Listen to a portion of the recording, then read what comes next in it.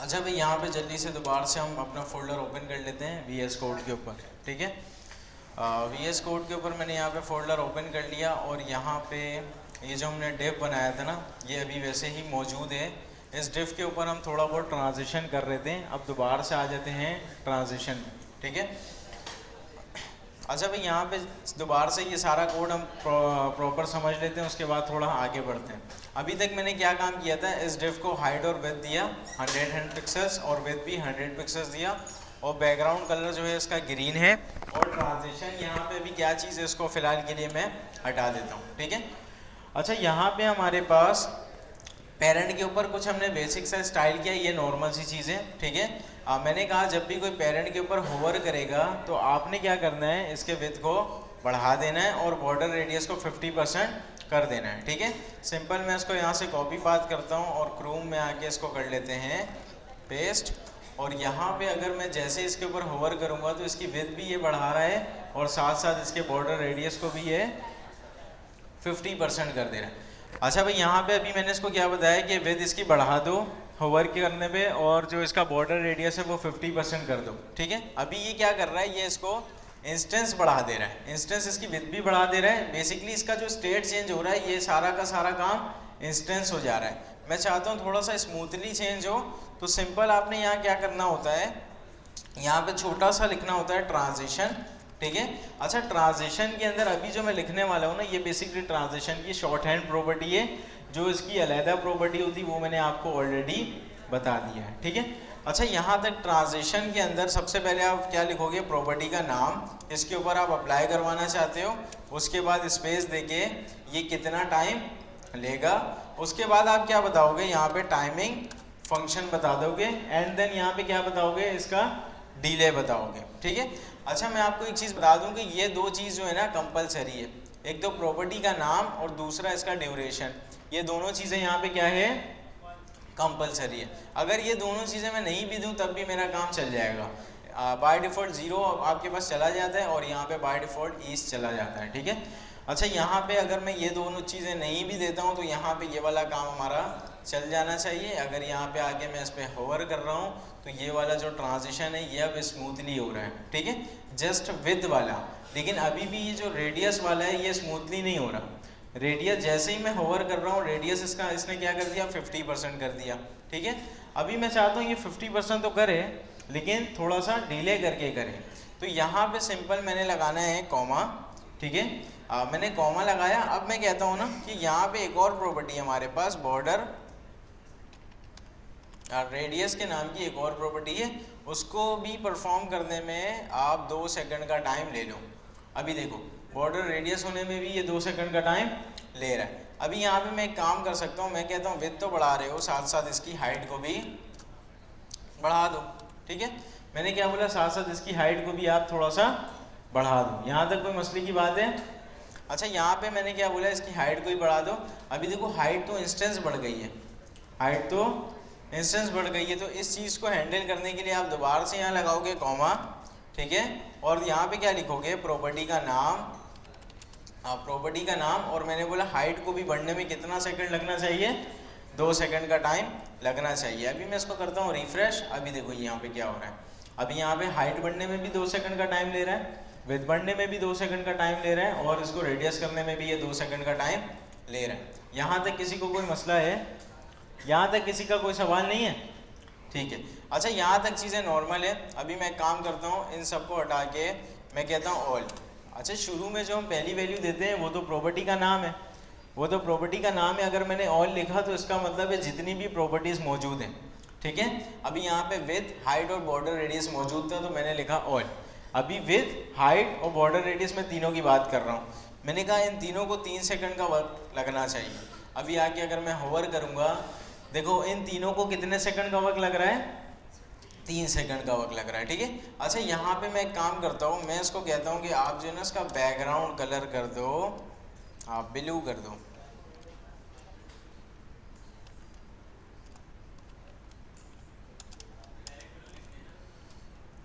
यहाँ पे जस्ट मैंने क्या लिखा, इसका बैकग्राउंड कलर क्या कर दो, ब्लू कर दो, ठीक है। अच्छा यहाँ पे डायरेक्ट आप ब्लू का नाम भी लिख सकते हो, यहाँ पे RGB वैल्यू भी दे सकते हो। ये सारी चीज़ें तो आपको कलर के चैप्टर में पढ़ चुके हो कि कलर का नाम भी आप लिख सकते हो, हेक्सा फॉर्म भी दे सकते हो और यहाँ पे RGB वैल्यू भी दे सकते हो और साथ साथ HSL चैनल भी दे सकते हो, ठीक है। ये चीज़ें नॉर्मल है। अभी देखो यहाँ पे जो है ना, ये ब्लू भी कितने सेकंड का वक्त ले रहा है इम्प्लीमेंट होने में, 2 सेकंड का वक्त ले रहा है। यहाँ पे मैंने ऑल लिख दिया। अभी यहाँ पे जितनी भी प्रॉपर्टी मैं डिफाइन करता रहूँगा वो सारा का सारा काम होने में 3 सेकंड का वक्त लगेगा। यहाँ पे ऑल लिखने का यही मतलब है, ठीक है। अच्छा अभी यहाँ पे मैंने ऑल को हटाया, मैंने लिखा बैकग्राउंड कलर, ठीक है। यहाँ पे जस्ट मैंने क्या लिख दिया, बैकग्राउंड कलर। अभी बताओ क्या होना चाहिए, है सारी प्रॉपर्टी इंस्टेंट अप्लाई हो जाएंगी और बैकग्राउंड कलर 3 सेकंड लेगा, पक्की बात है, सही है। देखो सारी प्रॉपर्टी इंस्टेंट अप्लाई हो गई और बैकग्राउंड कलर अप्लाई होने में थोड़ा 3 सेकंड का वक्त इसने लिया, ठीक है।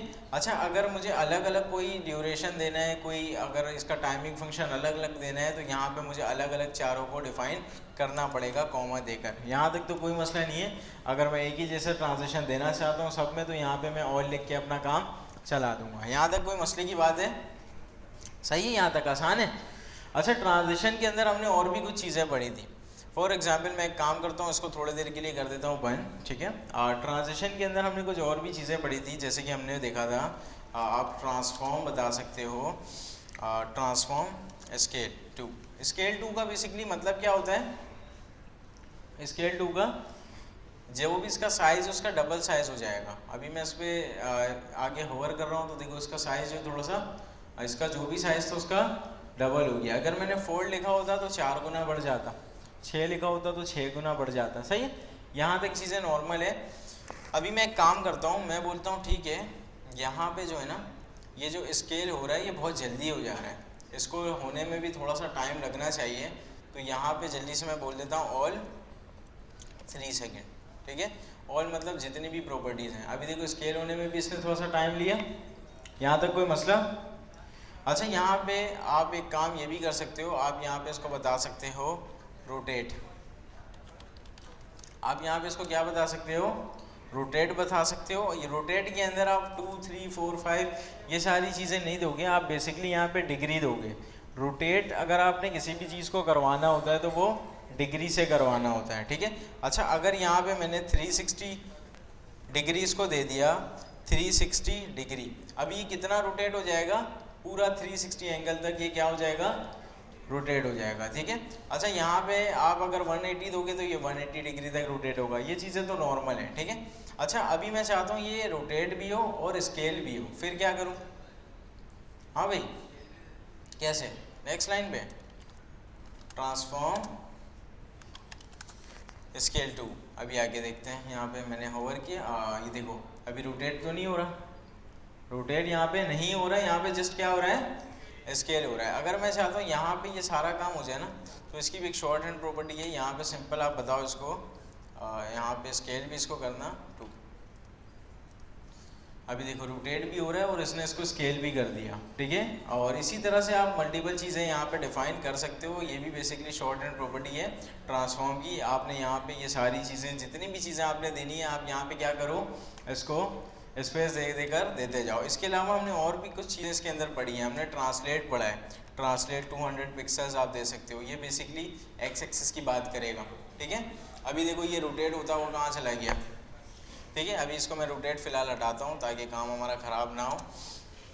आ जाते हैं इधर। अभी देखो ये एक्स एक्सिस पे इधर भी आ रहा है और इसने साथ साथ इसको क्या किया, स्केल भी किया, ठीक है। अभी मैं रोटेट कर रहा था, वो इधर आ रहा था और रोटेशन की वजह से वो स्क्रीन से बाहर निकल रहा था, ठीक है। तो इस तरह के एनिमेशंस वगैरह आप लोग अक्सर वेबसाइट के ऊपर देखते हो, ये सारे कार्ड्स वगैरह इस तरह से आ रहे होते हैं। तो ये सारी चीज़ें आप यहाँ पे कर सकते हो, ठीक है। अच्छा ये जो ट्रांसलेट मैंने किया है, बेसिकली ये भी किसकी बात कर रहा है, एक्स एक्सिस की, ठीक है। यहाँ पे अगर मैंने कॉमा देकर दोबारा से इसको एक वैल्यू दे दी, तो अब ये किसकी बात करेगा, वाई एक्सिस की बात करेगा। यहाँ तक तो नॉर्मल है ना। ये एक्स एक्सिस की बात कर रहा था, ये किसकी बात करेगा, वाई एक्सिस की। अगर मैं आगे यहाँ पे अभी होवर करूँ, देखो एक्स एक्सिस पे भी जा रहा है और वाई एक्सिस पे भी जा रहा है, ठीक है। यहाँ तक तो कोई मसला नहीं होना चाहिए आप लोगों को। अच्छा यहाँ पे अगर मुझे सिर्फ y के लिए देना है, तो आप सबको पता है इसको 0 भी कर देंगे तो काम हमारा चल जाएगा। लेकिन y के लिए इन्होंने एक अलग से प्रॉपर्टी इंट्रोड्यूस करवाई है, ट्रांसलेट वाई, ठीक है। अभी ये सिर्फ और सिर्फ किसकी बात करेगा, वाई एक्सिस की, ठीक है। अभी देखो यहाँ पे स्केल भी चल रहा है, फिलहाल मैं स्केल को थोड़ी देर के लिए बंद कर देता हूँ, ठीक है। अभी मैंने ट्रांसलेट वाई किया है, तो अभी ये सिर्फ और सिर्फ वाई एक्सिस पे ट्रांसलेट हो रहा है, ठीक है। अच्छा, यहाँ पे आप एक्स पे करवाना चाहते हो तो सिंपल आप यहाँ पे ट्रांसलेट एक्स दे दो, यहाँ तक तो कोई मसला नहीं होना चाहिए, ठीक है। यहाँ तक चीज़ें नॉर्मल है। ट्रांजिशन के अंदर किसी को कोई मसला है तो कोई सवाल है तो कर लो। स्पीड इसकी यहाँ से देखो, यहाँ से जो बेसिकली स्पीड सेट करते हैं ना वो ये है। अगर मैंने इसको ईज किया, ठीक है, और इसको मैं कर देता हूँ ट्रांसलेट 400, जा सकते हैं, बिल्कुल जा सकते हैं। अभी देखो इसकी स्पीड एक ही तरह से गया है ये, और एक ही तरह से वापस आ रहा है, ठीक है। अभी यहाँ पे अगर मैंने इसको कर दिया है यहाँ से, बेसिकली ये एक तरह से नहीं किया था, देखो थोड़ा स्लो था फिर तेज़ हुआ, फिर ये थोड़ा सा स्लो है फिर तेज़ हुआ। अब ये मैं एक काम करता हूँ, इसको कर देता हूँ ईज इन, ठीक है, और इसका थोड़ा सा ड्यूरेशन भी बढ़ाते हैं। मैंने बोला 5 सेकंड। अभी मैं आगे रिफ्रेश करता हूँ। अभी देखो शुरू में थोड़ा सा स्लो है, उसके बाद थोड़ा सा ये तेज़ हो गया। देखो शुरू में कितना स्लो है, उसके बाद थोड़ा सा ये तेज़ हो जा रहा है। इसी तरह मैं ईज आउट करूँगा तो फिर आउट का क्या मतलब है, शुरू में फास्ट जाएगा और एंड में थोड़ा सा स्लो हो जाएगा, ठीक है। यहाँ पे आप टाइमिंग फंक्शन अपने हिसाब से भी डिफाइन कर सकते हो, या आपका होमवर्क होगा, घर जाओ इसमें रिसर्च करो कि अपने हिसाब से मैं इसको किस तरह से बताऊँ कि क्या स्पीड रखना है क्या नहीं रखना है, ये सारी चीज़ें आप देखो, ठीक है। अच्छा, फिलहाल यहाँ पे आते हैं, ट्रांजिशन हमने देख लिया। अब मैंने आपको एक चीज़ बताया था कि ट्रांजिशन के अलावा आप यहाँ पे क्या बता सकते हो, की फ्रेम बता सकते हो, ठीक है। यहाँ पे मैं काम करता हूँ, ट्रांजिशन को हटा देता हूँ और यहाँ से ये भी हटा देता हूँ थोड़ी देर के लिए, ठीक है। अच्छा, की फ्रेम डिफाइन करने के लिए आपने सिंपल यहाँ पे लिखना होता है @ की फ्रेम, ठीक है। अच्छा, की फ्रेम के बाद आप क्या दोगे, इस एनिमेशन का बेसिकली नाम दोगे, कोई भी नाम आप दे सकते हो। माई एनिमेशन करके मैं इसको नाम दे देता हूँ, और यहाँ पे मैंने एक एनिमेशन के लिए की फ्रेम बना दिया, ठीक है। अच्छा, यहाँ पे मैंने की फ्रेम तो बना दिया है, मैं एक काम करता हूँ, इसके अंदर बताता हूँ, ये जो फ्रॉम है ना, ये आपका शुरू में इसका बैकग्राउंड कलर हो जाना चाहिए रेड, और इसका जो 2 है इसका बैकग्राउंड कलर हो जाना चाहिए ब्लू,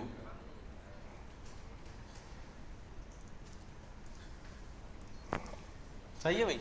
अच्छा, यहाँ पे अभी मैंने क्या बताया, ट्रांजिशन की फ्रेम के अंदर मैंने बताया कि फ्रॉम आपका जो बैकग्राउंड कलर है रेड है, 2 आपका बैकग्राउंड कलर क्या है, ब्लू है। अच्छा, यहाँ पे सिंपल आप एनिमेशन लिखो, एनिमेशन का नाम दे दो। एनिमेशन का नाम क्या है, जो हमने नाम इसका रखा हुआ था, यहाँ पे सिंपल आप क्या लिख सकते हो, माई एनिमेशन, और साथ साथ आप इसका क्या बता दो, यहाँ पे ड्यूरेशन बता दो। अभी देखो यहाँ पे ये वाला एनिमेशन भी हमारे पास चल रहा है। अब एनिमेशन और ट्रांजिशन के अंदर एक छोटा सा डिफरेंस है। ट्रांजिशन हमेशा चलेगा किसी भी स्टेट के चेंज होने पे, एनिमेशन आपका बाय डिफ़ॉल्ट ऐसे भी चल जाता है। इसके अंदर भी बेसिकली आप जावास्क्रिप्ट से कोई भी लॉजिक लिख सकते हो, ये कब चलना चाहिए कब नहीं चलना चाहिए, ये सारी चीज़ें आप मैनेज कर सकते हो जावास्क्रिप्ट से। लेकिन इसका जो बाय डिफ़ॉल्ट बिहेवियर होता है ये ब्राउज़र के लोड होने पे चलता है, ठीक है। और ट्रांजिशन जो होता है वो कब चलता है, जब आपका कोई भी स्टेट चेंज होता है, ठीक है। ट्रांजिशन कब चलेगा, जब आपका कोई भी स्टेट चेंज होगा, और ये आपका कब चलेगा, जब भी आपका ब्राउज़र लोड होगा। अच्छा, अभी देखो जब भी मैं इसको लोड कर रहा हूँ ना, इसने अपना जो भी एनिमेट वाला काम था उसको किया, और फिर उसके बाद ये ख़त्म हो गया। मैं यहाँ पे एक चीज़ लगा सकता हूँ, इनफाइनाइट, ठीक है। इनफाइनाइट से होगा क्या, ये लूप में बेसिकली चलता रहेगा, ठीक है। अभी ये जैसे ही ख़त्म होगा, इसने दोबारा से उसको दोबारा से चला दिया, फिर ख़त्म होगा दोबारा से ये इसको क्या कर देगा, चला देगा। इनफाइनाइट का मतलब ही यही होता है, ला तादाद, ठीक है। इसको ये इसने क्या किया, इनफाइनाइट दफ़ा चला दिया। यहाँ तक कोई मसले की बात, ठीक है। अभी ये सारा काम मैं काम करता हूँ, थोड़ी देर के लिए कमेंट कर देता हूँ, और ये भी मुझे यहाँ पे नहीं चाहिए। अभी नॉर्मल मेरे पास एक बॉक्स मौजूद है जिसका बैकग्राउंड कलर क्या है, ग्रीन है। मैंने आपको एक लाइब्रेरी का नाम बताया था एनिमेशन के लिए, जिसका नाम है मैजिक CSS, ठीक है। लाइब्रेरी का क्या नाम है, मैजिक CSS। आप सिंपल इस पे आओ, यहाँ पे बहुत सारे इफ़ेक्ट्स आपको मिलेंगे, ठीक है। आप इस पर क्लिक करके इफ़ेक्ट को चेक भी कर सकते हो, कौन सा इफ़ेक्ट किस तरह से नज़र आता है, ठीक है। अच्छा, इसको लगाने के लिए ना बहुत ही आसान सा तरीका है, सिंपल आप इसकी क्लास को कॉपी करो, और अपने HTML में जाके लगा दो। मैंने पेरेंट के साथ इसको क्या कर दिया, लगा दिया। अभी कितने लोग समझते हैं इस पर ये वाला एनिमेट अप्लाई हो जाएगा? नहीं होगा, नहीं होगा ना, बिल्कुल सही है, नहीं होगा। वजह ये है, ये जो क्लास हमने यहाँ पे डिफाइन की है इसका कोई CSS हमने लिखा है क्या? नहीं लिखा है। और ये किसका CSS है? अच्छा ये तो फिलहाल फॉन्ट ऑसम का, इसको मैं बंद करता हूँ। यहाँ पे एक ही CSS की फाइल लिंक हुई हुई है और इस CSS के अंदर इस क्लास का हमने कुछ लिखा नहीं है। अब ओपन अप राइट को हमने डिफाइन करके कुछ भी इसके ऊपर स्टाइल अप्लाई किया नहीं है। तो यहाँ पे अगर मैं आगे रिफ्रेश कर रहा हूँ या होवर कर रहा हूँ तो यहाँ पे कुछ भी हो नहीं रहा है, ठीक है। एक तरीका तो ये है कि यहाँ पे मैं कस्टम जाके इसके ऊपर एनिमेट अप्लाई करवा दूँ। अगर कस्टम ही अप्लाई करवाना होगा तो इस क्लास को हम यूज़ ही क्यों कर रहे हैं मैजिक CSS से? अभी इसका फ़ायदा ये है कि यहाँ पे मैंने क्लास को जस्ट लिखना है और इसके CSS को अपने पास लोड करवाना है, ठीक है। CSS को अपने HTML के अंदर लोड करवाना है। आप सिंपल गूगल पे चले जाओ, मैजिक CSS CDN, ठीक है। जिस तरह से अभी हमने फॉन्ट ऑसम CDN लगाया था, इसी तरह से आप क्या लगा दो, मैजिक CSS CDN लगा दो, ठीक है। अच्छा मैजिक CSS CDN हमने लगा दिया, ठीक है। अभी हम क्या कर सकते हैं, इसके ऊपर क्लिक करेंगे और यहाँ पे ये जो लिंक आ रही है ना, इसको कर देंगे यहाँ से कॉपी और यहाँ पे इसको कर देते हैं हेड के अंदर पेस्ट, सही है। यहाँ पे अभी हमने मैजिक CSS का जो भी इन्होंने CSS लिखा हुआ था उसको हमने यहाँ पे लोड कर दिया। अभी ये चल जाना चाहिए। रिफ्रेश कर रहा हूँ तो ये नहीं चल रहा, ठीक है। अगर मैंने इसको रिफ्रेश किया तो ये नहीं चल रहा। मैंने आपको बताई थी इसकी एक कॉमन क्लास होती है जिसका नाम है मैजिक टाइम, ठीक है। एक आपकी कॉमन क्लास होती है जिसका नाम है मैजिक टाइम। अगर ये कॉमन क्लास आप नहीं लगाओगे तो आपके पास ये एनिमेशन नहीं चलेगा। ये कॉमन क्लास आपने लगानी है। यहाँ से आप इस क्लास को चेंज कर सकते हो, अपने मर्जी का एनिमेशन यहाँ से कोई भी ढूंढ कर लगा सकते हो, लेकिन इसके अंदर कॉमन क्लास होनी ही चाहिए। कॉमन क्लास कौन सी है इसकी? मैजिक टाइम की, सही है। इसी तरह से आज घर जाना, एक और ये लाइब्रेरी है, इसको जाके एक्सप्लोर करना, ठीक है। एनिमेट CSS के नाम से एक लाइब्रेरी है, आप इसके ऊपर चले जाओ। यहाँ पे जो है ना बहुत सारे इसी तरह से क्लास लगे हुए हैं, ठीक है। बहुत सारे इसी तरह से क्लास लगे हुए हैं। आपने सिंपल क्या करना है, इसके यहाँ से सबसे पहले लिंक को उठाना है, हेड पे जाके पेस्ट कर देना है, ठीक है। हेड में आप पेस्ट कर दोगे ना तो फिर देखो इसकी भी ये कॉमन क्लास है। ये कॉमन क्लास लगाओ और उसके बाद यहाँ से जो भी स्टाइल आपको समझ में आता है आप क्लिक करके पहले देखो ये कैसा एनिमेट है कैसा नहीं है। इसकी क्लास को कॉपी करो और जाके लगा दो, सही है। इस लाइब्रेरी को आपने लाजमी एक्सप्लोर करना है घर जाके। क्या तरीका है? सिंपल आपने वैसे ही करना है। सिंपल क्या करना है, सबसे पहले इसके लिंक को उठा के रख देना है हेड में। उसके बाद क्या करना है, आपने कॉमन क्लास लगानी है। उसके बाद यहाँ पे आप इसके क्लास को यूज़ करके अपना काम कर सकते हो। यहाँ तक किसी को कोई मसला? आसान है यहाँ तक? अच्छा यहाँ पे मैं एक काम करता हूँ, जस्ट आपको सर्च के बारे में बता देता हूँ। सर्च थोड़ा सा आसान होता है, कोड वगैरह गिटहब में डालने की ज़रूरत नहीं पड़ती है। तो सर्च को इंस्टेंस देख लेते हैं ताकि आपकी जो चीज़ें क्लियर हो जाएं थोड़ी बहुत, ठीक है। अच्छा सर्च के लिए मैंने आपको बताया था, आप सिंपल गूगल पे क्या लिखो, सर्च लिखो, ठीक है। सर्च डिप्लॉय लिख दो।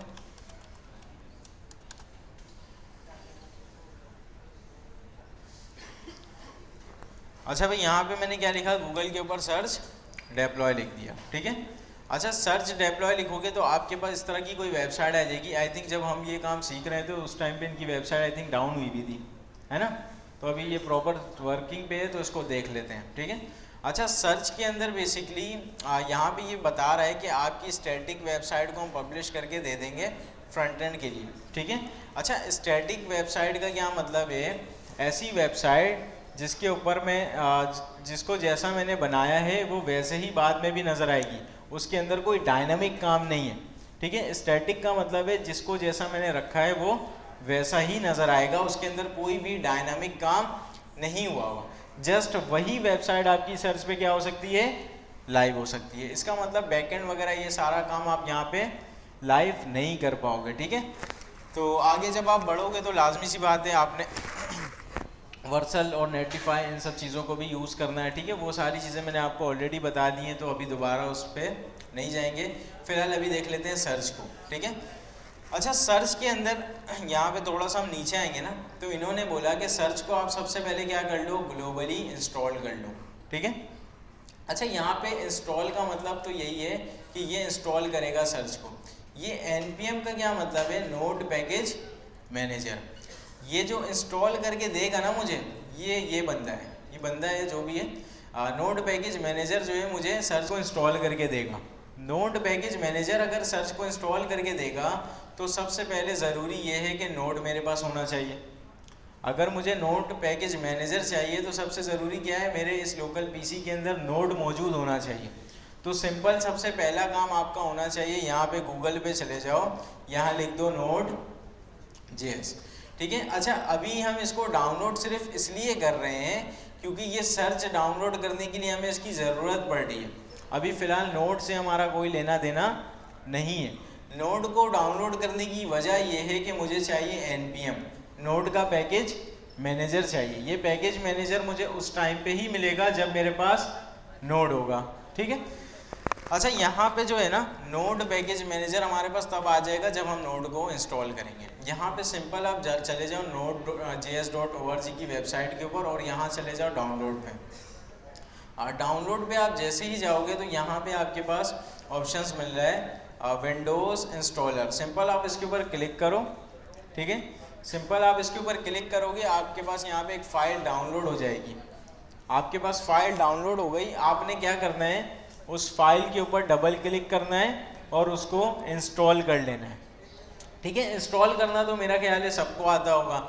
आप सब ने इससे पहले ब्राउज़र से कोई गेम वगैरह डाउनलोड करके इंस्टॉल भी किया होगा अपने पास, तो इंस्टॉल वगैरह करना तो आई थिंक आप सबको आता ही है, ठीक है। सिंपल आपने क्या करना होता है, आप यहाँ पे चले जाओगे, विंडो इंस्टॉलर पे क्लिक करोगे, एक फ़ाइल आ जाएगी, उस पर डबल क्लिक करके आप उसको इंस्टॉल कर लोगे। नेक्स्ट करना और सिंपल वो आपके पास इंस्टॉल हो जाएगा। अच्छा जैसे ही आप नोड को इंस्टॉल करोगे ना, तो आप यहाँ पे चेक कर सकते हो नोड इंस्टॉल हुआ है या नहीं हुआ। चेक करने का क्या तरीका, आप यहाँ पे लिखो cmd, सही है, cmd मैंने लिखा और यहाँ पे हम लिख देते हैं node-v, ठीक है। अच्छा यहाँ पे अगर मैंने node-v लिखा और मेरे पास ये वर्जन नहीं आता है, कोई बहुत लंबी चौड़ी सी लाइन आ जाती है, तो आपने समझ जाना है कि नोड आपके पास प्रॉपर इंस्टॉल नहीं हुआ है या डाउनलोड ही प्रॉपर नहीं हुआ था, ठीक है। तो आपने दोबारा से उसको डाउनलोड करके क्या कर लेना है, इंस्टॉल कर लेना है, ठीक है। दोबारा से कोई मसले की बात नहीं है, आप गूगल पे आओ, डाउनलोड करो, फिर ये कोई मसला नहीं है, बार बार करोगे तो ये आपको कोई तंग नहीं करेगा, दोबारा से कर लेना, ठीक है। और इसको इंस्टॉल भी कर लेना, ठीक है। अगर यहाँ पे वर्जन आ रहा है तो उसका मतलब नोड आपका प्रॉपर डाउनलोड हो चुका है, ठीक है। अच्छा यहाँ पे अभी मेरे पास नोड ऑलरेडी मौजूद है, वर्जन वगैरह ये सारी चीज़ें मेरे पास आ रही हैं, तो इसका मतलब npm के थ्रू मैं क्या कर सकता हूँ, इस सर्च को इंस्टॉल कर सकता हूँ। क्या कर सकता हूँ, npm के थ्रू इस सर्च को इंस्टॉल कर सकता हूँ। अच्छा ये जो सर्च है ना, मुझे चाहिए इस प्रोजेक्ट में, तो आप क्या करोगे, इस प्रोजेक्ट में जहाँ भी आपका जो प्रोजेक्ट है इस पर आ जाओगे, टर्मिनल, न्यू टर्मिनल, ठीक है। न्यू टर्मिनल पे आ जाओगे और यहाँ पे आपके पास ये बैश या पावर शेल आ रहा होगा, आपने इसको शिफ्ट कर लेना है कमांड प्रॉम्प्ट में। आपने इसको कहाँ शिफ्ट कर लिया, कमांड प्रॉम्प्ट में। किस तरह से मैंने इसको शिफ्ट किया है, दोबारा से मैं आपको बता रहा हूँ। यहाँ से मैंने 3 डॉट पे क्लिक किया, हम चले जाते हैं टर्मिनल पे और यहाँ पे चले जाते हैं न्यू टर्मिनल पे, ठीक है। अच्छा यहाँ पे न्यू टर्मिनल पे जाने के बाद आपने इसको शिफ्ट करना है कमांड प्रॉम्प्ट पे। यहाँ तक कोई मसले की बात है, हाँ भाई, यहाँ तक कोई मसले की बात नहीं। अच्छा बेसिकली ये जो है ना, मैंने VS कोड के ऊपर ही कमांड प्रॉम्प्ट ओपन कर लिया। ये एक तरीका है कमांड प्रॉम्प्ट को यहाँ ओपन करने का। एक दूसरा तरीका भी है, ये मेरी फाइल यहाँ पे बनी हुई है, ये जो अभी हमने फोल्डर बनाया था ना रिवीजन 3 के नाम से, यहाँ पे आप सिंपल यहाँ पे जो क्लिक करके cmd लिखते हो ना, ये भी बेसिकली आपने कमांड प्रॉम्प्ट ही ओपन किया है। ये भी आपने क्या ओपन किया है, कमांड प्रॉम्प्ट। अब आप यहाँ से ओपन करके काम करो या यहाँ से ओपन करके काम करो, आपकी मर्जी है, ठीक है, आपकी मर्जी है, दोनों एक ही है। वो भी कमांड प्रॉम्प्ट है, ये भी क्या है, कमांड प्रॉम्प्ट है। अच्छा अभी हम क्या कर सकते हैं, यहाँ पे अभी मैंने कमांड प्रॉम्प्ट इस तरह से भी ओपन कर लिया और इस तरह से भी ओपन कर लिया। फिलहाल अभी हम इस VS कोड वाले कमांड प्रॉम्प्ट को ही यूज़ कर लेते हैं, ठीक है। सिंपल आपने क्या करना है, इसको यहाँ से कर लेना है कॉपी, इसको यहाँ पे करना है कॉपी और इसको यहाँ पे कर देना है पेस्ट, ठीक है। npm का क्या मतलब है, नोड पैकेज मैनेजर। ये तो हमने प्रॉपर समझ लिया है। नोड पैकेज मैनेजर हमारे पास उस टाइम आएगा जब हमारे पास नोड इंस्टॉल होगा। अच्छा, इंस्टॉल का मतलब है जस्ट हम बता रहे हैं कि मुझे ये चीज़ इंस्टॉल करके दो। आप यहाँ पे चाहो ना इंस्टॉल का शॉर्टकट भी लिख सकते हो, सिर्फ आई भी लिख सकते हो, वो भी क्या करके देगा, आपको इंस्टॉल ही करके देगा। ठीक है। अच्छा, यहाँ तक चीज़ें नॉर्मल है। उसके बाद यहाँ पे हमने देखा था कि यहाँ पे लिखा हुआ है सर्च, ये हम इंस्टॉल करवाना चाह रहे हैं सर्च को। अब ये जो ग्लोबल है ना, इसका मतलब है मैं इस लोकल पीसी में ग्लोबली इंस्टॉल करना चाह रहा हूँ सर्च को। अगर मुझे स्पेसिफिक सिर्फ इस प्रोजेक्ट के लिए चाहिए सर्च, तो मैं यहाँ से ग्लोबल को रिमूव भी कर सकता हूँ। ठीक है। अगर मुझे इस स्पेसिफिक प्रोजेक्ट के लिए चाहिए तो मैं यहाँ पे इसको रिमूव भी कर सकता हूँ, कोई मसला मेरे पास नहीं आएगा। ठीक है। अच्छा, यहाँ पे अभी ग्लोबल लिखा हुआ है, इसका मतलब ये जो सर्च है हमारे पास ग्लोबली इंस्टॉल हो जाएगा। ठीक है। यहाँ पे सिंपल आप क्या कर दो, इंटर कर दो, और आपने कुछ भी नहीं करना।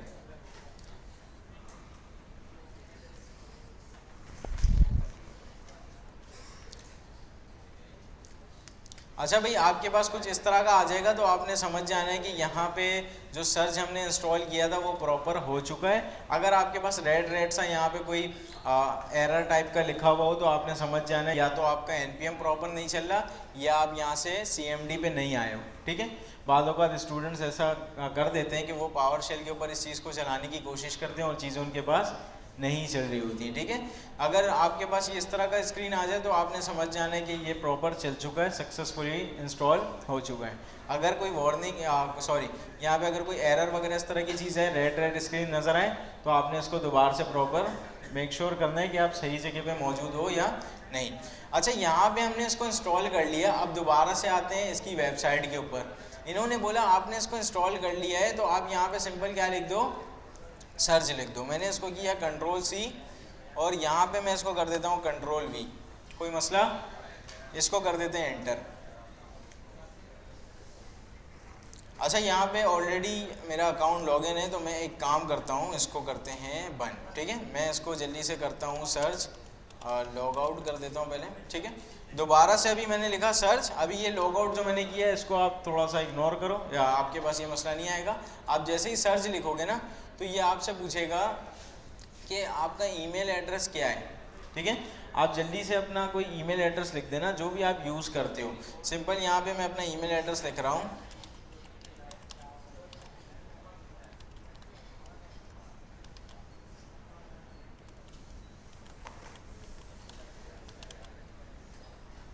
सही है।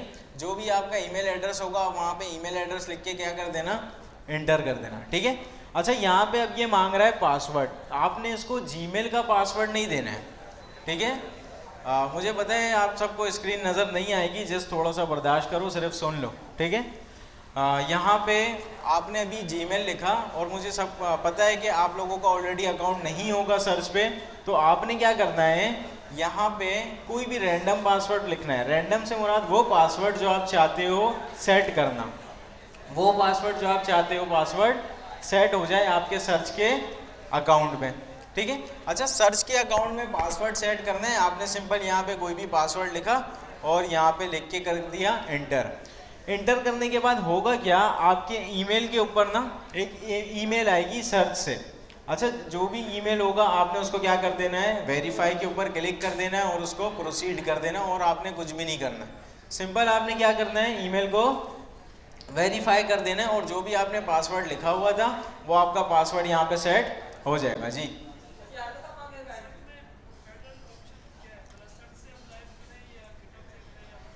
सबसे बेहतर ऑप्शन है वर्सल।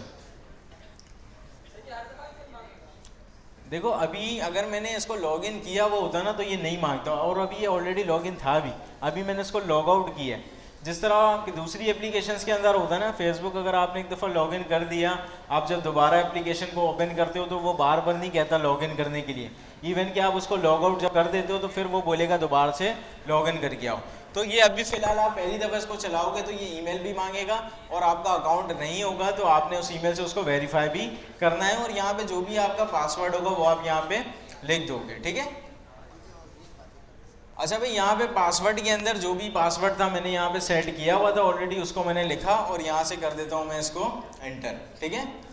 यहाँ से मैंने इसको इंटर कर दिया। आप सारे भी यहाँ पे अपना पासवर्ड सेट करोगे। किसी ने भी जीमेल का पासवर्ड यहाँ पे नहीं लिखना है, ठीक है।